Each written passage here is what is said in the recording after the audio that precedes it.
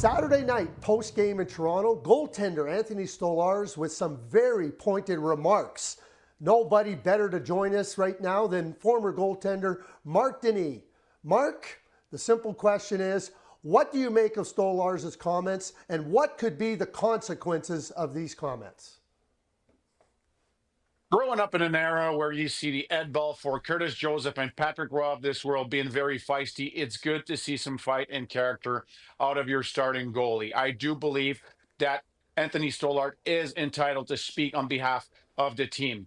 The former teammate and player in me, though, doesn't like those comments to be made publicly. I'd rather hear them directly from my teammates. Much harsher comments can be said within the friendly confines of the dressing room, there's no doubt. But Anthony Stolarz came out publicly, not just pointing fingers at William Nylander, but also asking for his team to make it a lot tougher on the opposition and taking exception to being run over by the Seattle Kraken in that game. You like to see some fight, but you have to pick and choose your moments when you do so, Craig.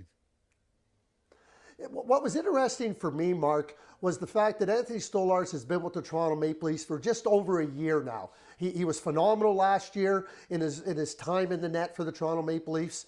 But his comments to me spoke louder in this regard. In the time that the Toronto Maple Leafs have been a contender, so to speak, they've made excuse after excuse after excuse after excuse.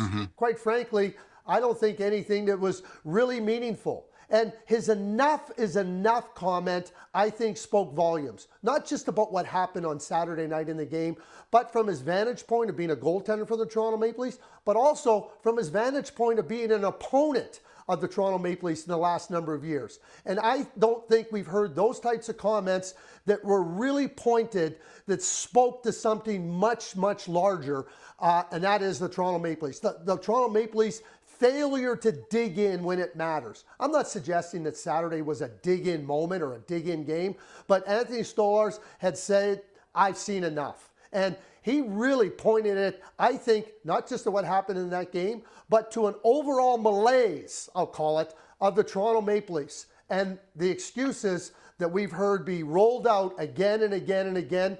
I like the fact that he said enough is enough. We haven't heard that from the leadership of the Toronto Maple Leafs in the last number of years.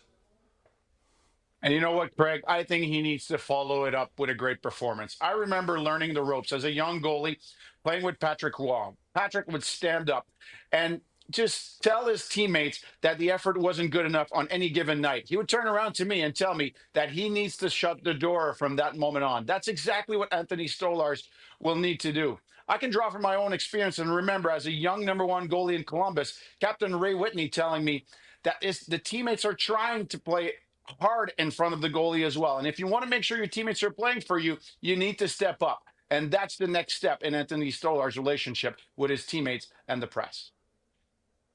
Yeah, and Anthony is feisty.